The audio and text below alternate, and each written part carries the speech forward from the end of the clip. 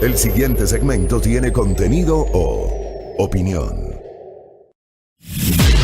La entrevista en A Primera Hora. Analizamos los hechos del momento junto a sus protagonistas. Muy bien, 8:13 en la mañana. Póngale ojo a esta entrevista que vamos a tener, que Siltrat va a tener en los siguientes minutos. Vamos a conversar un poquito sobre cómo se está manejando el proceso de atención en consulta externa en el Hospital Carlos Andrade Marín, uno de los más grandes y más antiguos del IES a nivel nacional. ¿Cómo se está manejando hoy? ¿Cómo se va a manejar desde mañana? Siltrat, por favor. Así es, Fabri, precisamente para tratar sobre este tema nos encontramos ya con el doctor Roberto Ponce. Él es coordinador general de control de calidad del Hospital Carlos Andrade Marín. ¿Qué tal? Muy buenos días, doctor. Bienvenido. Muy buenos días. Gracias por la invitación. Doctor, bueno, inicio preguntándole, ya con semáforo amarillo, a partir del día de mañana se retoman las consultas externas que quedaron suspendidas. ¿Cómo se va a llevar a cabo este proceso? Bueno, hay que partir de una situación. Nuestro hospital durante toda esta crisis sanitaria que hemos vivido más de 70 días, se ha convertido en un hospital centinela COVID. Nosotros hemos estado atendiendo y estamos atendiendo a pacientes portadores del virus y a la vez atendiendo a nuestros pacientes que requieren una atención de tercer nivel. Sin embargo, esto no nos permite a nosotros dar una atención al 100% de consulta externa. ¿Por qué? Porque esto generaría un foco de infección y de bastante riesgo para nuestros usuarios y pacientes que acuden a la consulta externa. El Hospital Carlos Andrade Marín diariamente, en situaciones normales, atiende aproximadamente a 1,500 personas. No podríamos en esta situación tener ese volumen de pacientes siendo atendidos en la consulta externa. Es por eso que nosotros, el semáforo amarillo, aún no aperturaremos de forma normal este servicio de consulta externa. ¿Por qué? Porque estamos salvaguardando la integridad y la seguridad de nuestros pacientes. Cabe indicar también que el hospital actualmente cuenta con áreas COVID, donde nuestros médicos, que usualmente atienden la consulta externa, están dando soporte a las áreas COVID. Tenemos alrededor de 180 camas para pacientes COVID y 264 camas para pacientes no COVID. Entonces, un gran volumen de médicos están dando soporte y afianzando esta atención en áreas COVID. Entonces, no podríamos mantener con mayor regularidad y normalidad la consulta externa. Sin embargo, vamos como modalidad de atención a afianzar la telemedicina, que lo hemos venido haciendo durante estos 70 días que nos hemos manejado en confinamiento. Hemos estado atendiendo prácticamente el 50% de consulta externa y gran porcentaje de ella a través de la telemedicina. Entonces, para prácticamente los pacientes que quedaron sin ser atendidos por esta pandemia, los médicos se comunicarán con cada uno de los pacientes para a través de telemedicina poder brindar la atención. Y de ellos, aquellos que sí necesitan venir presencialmente al hospital, seremos nosotros quienes les llamaremos a informar del día y la hora que tiene la consulta externa. De esta manera, evitamos que los pacientes vengan innecesariamente al hospital en busca de una consulta externa. Y yo quiero ser enfático en el hecho porque nosotros queremos salvaguardar la seguridad. Este es un hospital que está atendiendo pacientes COVID y no podemos poner en riesgo a nuestros pacientes que no están enfermos y que vengan a la consulta externa. Doctor, ¿habrá un análisis de prioridades para este reagendamiento del que usted nos está explicando, que no va a ser con total normalidad, sino que más van a tratar el tema de la priorización sobre las enfermedades de los diferentes pacientes que tienen en el hospital? Ya, nosotros tenemos varias áreas en el hospital. Tenemos el área clínica, el área quirúrgica, el área materno-infantil, en los cuales prácticamente el área clínica es el que ha venido dando con mayor regularidad la consulta externa a través de telemedicina. Tenemos un porcentaje grande de médicos que también son vulnerables, que no pueden venir a trabajar porque padecen de una enfermedad crónica o por su edad. Entonces, son estos médicos los que han estado llamando a los pacientes y dando la atención a través de una teleconsulta. Y obviamente serán estos médicos los que se van a encargar de atender al resto de pacientes que no fueron atendidos o que no han recibido una teleconsulta para hacer un tipo de triaje. ¿Qué me refiero con eso? Ellos atenderán al paciente, le indicarán en qué condiciones está, si amerita o no el paciente venir al hospital. Si es un paciente que no requiere, que requiere medicamentos continuos, que es la gran cantidad de pacientes, pues el médico, luego de tener esta entrevista con el paciente, emitirá un código y así él puede venir a retirar sus medicamentos. Ojo, no necesariamente el paciente puede venir, puede mandar a un familiar, una persona más joven, alguien que pueda desplazarse hacia el hospital portando la cédula de identidad y retirará el medicamento. Aquellos pacientes que bajo entrevista que tiene el médico, bajo esta valoración, consideran que el paciente tiene que venir al hospital, ellos nos notificarán a nosotros y a través de atención al cliente, nosotros les llamaremos a los pacientes a indicarles la fecha y la hora que ellos tendrán la atención. Ahora, en torno a la priorización, por ejemplo, hay ciertas especialidades que nosotros no hemos parado de atender asistencialmente. El caso de pacientes con cáncer, el caso de pacientes que necesitan diálisis, que son insuficientes renales crónicos, pacientes que han sido trasplantados y que necesitan de un seguimiento más permanente, entre otras especialidades.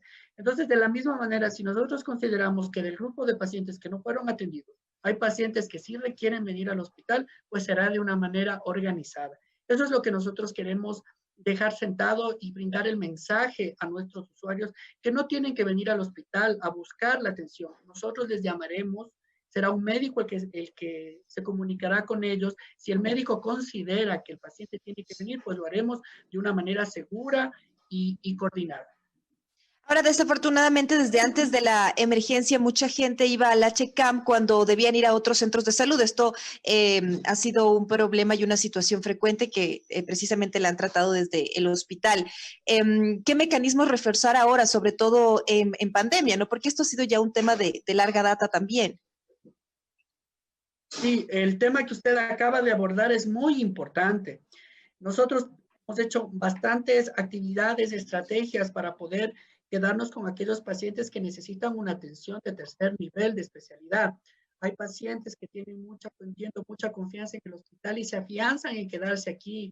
Eso no debería ser. Si es un paciente que puede tranquilamente ser atendido en una unidad de segundo nivel, pues nosotros ahora reforzaremos esa contrarreferencia. Se le notificará al paciente para que acuda a cualquiera de las unidades de segundo nivel del IES, que de hecho su cartera de servicios se enfoca en la consulta externa y ellos van a tener mayor normalidad de atención, ya que ellos no tienen hospitalización y no están atendiendo pacientes COVID. Para los hospitales como el Hospital Quito Sur, como nosotros, que sí tenemos pacientes COVID, es que las consultas no pueden llevar a una gran normalidad como se piensa o como se ha dicho. El Hospital Carlos Andrade Marín hoy, precisamente como usted bien lo dice, reforzará estos mecanismos de contrarreferencia para aquellos pacientes que tranquilamente puedan recibir atenciones futuras en una unidad de segundo nivel. Doctor, le voy a trasladar una inquietud que nos está llegando en estos momentos a través de nuestras redes sociales. Nos dice una de las personas, nos señala, mi papá tiene enfermedad crónica y le hicieron ir al hospital para el examen de laboratorio. Ayer fue para que le dé los resultados y la medicación y le dijeron que no tiene cita y que debe ir nuevamente para conseguir cita y hasta ahora no le han llamado. ¿Qué es lo que pueden hacer las personas que se encuentran en situaciones similares, doctor? Precisamente como yo les manifestaba, todos los pacientes, obviamente queremos pedir a la población un poco de paciencia, de compromiso y de entendimiento hacia nosotros. Nosotros estamos tratando de organizarnos para dar esta, por decir, mayor atención de consulta externa, pues nosotros a todos ellos les llamaremos, les indicaremos la fecha en la que tienen que venir. Si la persona necesita exámenes de laboratorio, pues el médico extenderá la orden y de forma ordenada igualmente.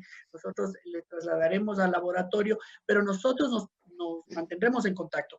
Este mecanismo que hemos trazado, esta estrategia para atender en consulta externa, lo hemos venido tratando ya varias semanas. Hoy lo estamos consolidando ya, sabiendo cuál es el equipo, cuál es el grupo de médicos que pueden retornar al hospital, qué grupo de médicos no podrán hacerlo porque todavía siguen en condiciones de vulnerabilidad y también cómo es el comportamiento de la pandemia.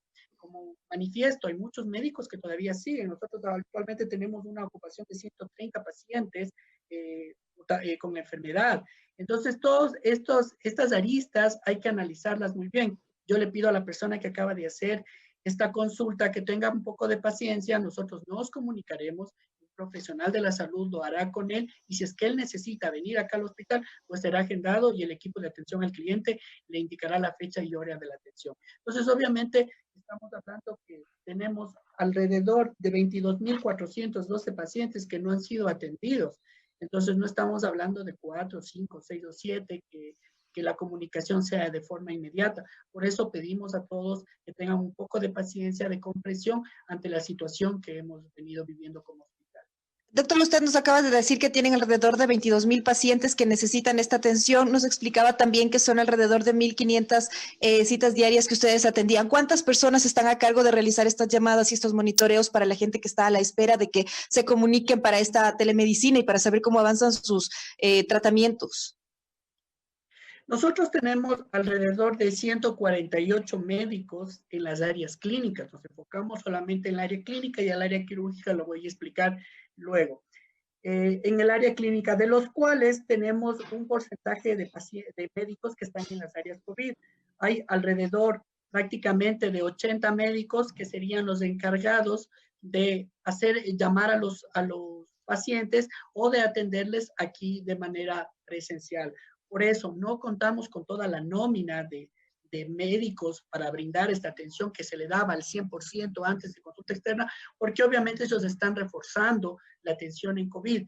Por eso recalco la necesidad de que los pacientes tengan un poco de paciencia. Hemos hecho un cálculo de más o menos nos tomaría prácticamente un mes, 15 días para ponernos al día en dar atención a estos pacientes que acabé de citar, tanto de forma de telemedicina o de forma presencial. Por eso rogamos mucha comprensión por parte de nuestros pacientes y obviamente de presentarse situaciones emergentes. Nosotros siempre estamos atendiendo porque parte de las estrategias trazadas en esta pandemia fue diferenciar el triaje.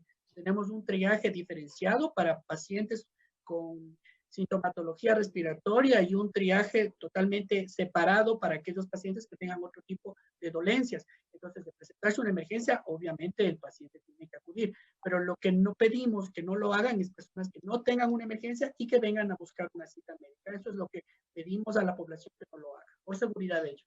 Doctor, le voy a trasladar una pregunta de una colega nuestra, Gladys Rivadeneira. Dice, buenos días, para los pacientes crónicos metabólicos, las citas se cogían verbalmente en el IES del centro. ¿Cómo se hará con ellos? Hay algunos que tenían revisión de exámenes realizados ya hace meses y cuando se declaró la emergencia ya se suspendió todo. Pacientes con enfermedades como tiroides, diabetes, son pacientes crónicos que necesitan revisión permanente cada mes o 2 o 3 meses para controlar los niveles de glucosa. También nos explica Gladys Rivadeneira. Gracias por la pregunta. Pues bueno, aquí yo no le podría dar al 100% cuál va a ser el mecanismo de atención que va a tomar el IES del centro, del sur. Me parece que dijo la señora. Centro. Sin embargo, yo del centro, yo lo que quiero indicar es que el IES como subsistema de salud, ha tomado esta medida de telemedicina como un mecanismo de atención. Para el segundo nivel será aún más fuerte porque les manifestaba que la cartera de servicios de muchos de los, como en el caso del centro, es la consulta externa. Entonces considero que la misma herramienta, la misma concepción van a tener el dispensario del centro para brindar atención.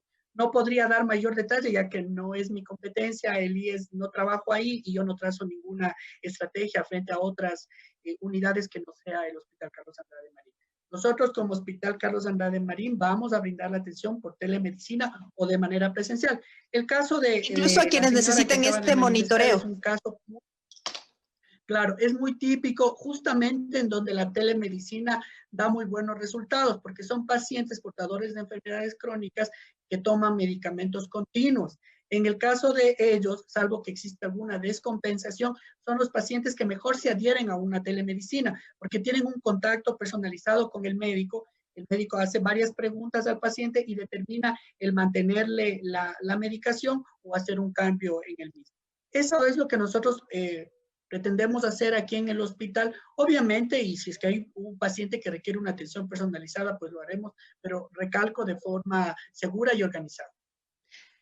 Doctor, también le traslado otra de las inquietudes de un colega que nos escribe a esta hora, el colega Winnie Flores. ¿A qué número telefónico se puede llamar para la entrega de medicamentos a domicilio y qué tiempo se demoran en este proceso?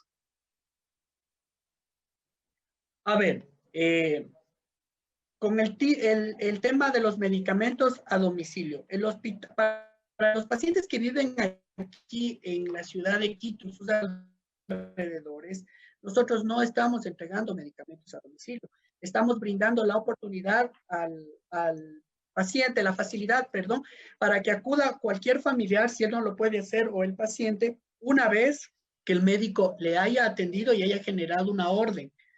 Para poder retirar medicamentos se requiere una orden médica. Entonces, por eso es necesario recibir la llamada del médico, tener esa atención por telemedicina y que el médico genere la orden. Ya con la orden, el familiar o el paciente pueden acercarse al hospital después de la atención a retirar la misma, no más allá de unos 4 o 5 días. Puede venir y retirar tranquilamente su medicación. No lo estamos haciendo a través de forma de domicilio. ¿Cómo lo hemos manejado con las otras unidades de salud para los pacientes que se encuentran en provincias y que eran pacientes del hospital? El paciente acude a alguna unidad de salud más cercana del IES, él toma contacto con un profesional de la salud ahí y es el director médico del área la que nos manda el listado de pacientes que requieren medicamentos. Aquí los médicos analizan la situación de cada uno de los pacientes y aprueban la entrega de medicamentos. Así hemos estado entregando todos los tratamientos a los pacientes que se encuentran en provincia. Ha sido un mecanismo muy exitoso que lo hemos tenido. Pero recalco, nosotros como Hospital Carlos Andrade Marín no disponemos este momento de la logística para poder ir a entregar los medicamentos a los pacientes. Estamos hablando que de ser así, tendríamos que entregar alrededor de 800, 900 medicamentos diarios y no tenemos la logística para hacerlo, ya que partamos en el hecho que tenemos pacientes hospitalizados, pacientes COVID, obviamente que necesitan acceso y no tenemos para poder entregar a domicilio. Nos encantaría, pero no. Me queda claro, doctor. Ahora quisiera preguntarle, quienes deben asistir, ya los que ya pasaron por el proceso de telemedicina y obligatoriamente deben asistir, ¿cómo deberían hacerlo? ¿Cuáles serían como las medidas más importantes de bioseguridad que deberían tener? E incluso quienes acudan a retirar medicamentos. Ok, recordemos que estamos en un semáforo amarillo donde quizás ahora las medidas de protección tienen que ser más amplias y de mayor compromiso y cumplimiento de toda la población. Partimos en el hecho de que todos debemos de tener una mascarilla, de preferencia una mascarilla quirúrgica, una mascarilla más segura en este momento para ingresar a las áreas de consulta externa del hospital y obviamente incluida la farmacia entre ellas. No es necesario de que vengan con guantes, el guante da una falsa seguridad y al contrario a eso puede ser un mecanismo de mayor contagio. No es necesario que acudan con guantes, no es necesario de que acudan con overoles o otro equipo de protección personal.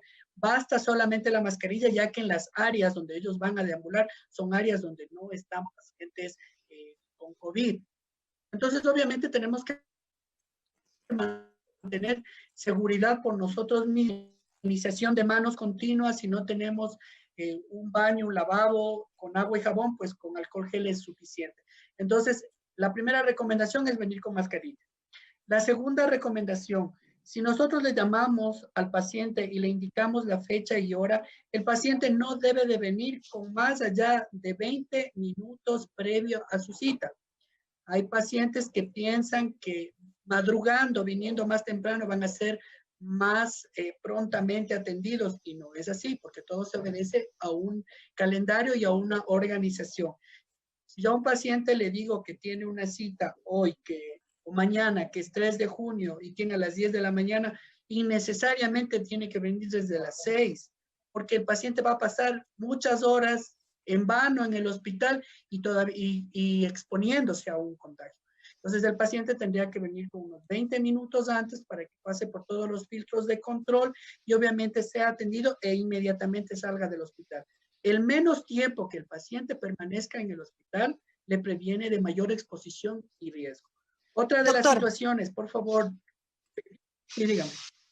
En tema de abastecimiento de medicamentos no ligados a COVID-19, ¿cómo se encuentran ustedes? Por la emergencia se ha desviado un poco de compras hacia medicinas para mitigar el coronavirus. ¿Cómo están en abastecimiento? Ya, bueno, termino la idea con este último punto y le comento esto del abastecimiento. Y lo último que les recomendaba a nuestros usuarios es que no vengan acompañados de muchas personas. Mientras más personas acudan a los hospitales, tiene que ir solo el paciente y si requiere de algún tipo de soporte y apoyo de máximo una persona más. Evitemos traer niños y personas de mayores de 65 años al hospital que son vulnerables ante esta pandemia.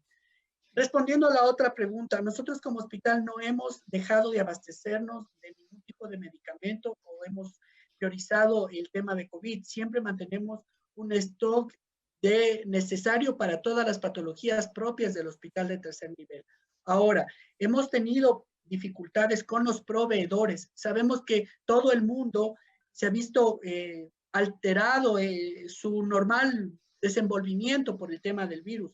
Entonces, obviamente, aduanas, todo el tipo de transporte se ha visto afectado en el mundo entero. Entonces, esto ha hecho de que hay ciertos medicamentos que han demorado en llegar al hospital, no por una mala gestión o porque el hospital haya desatendido este abastecimiento, sino porque obviamente con el tema de la entrega de proveedores es en el cual nosotros estamos abastecidos completamente y no tenemos problema. Perfecto, doctor. Bueno, para finalizar, quisiera hacerle dos preguntas que me están realizando aquí por redes sociales. Me gustaría que sean rapiditos en honor al tiempo.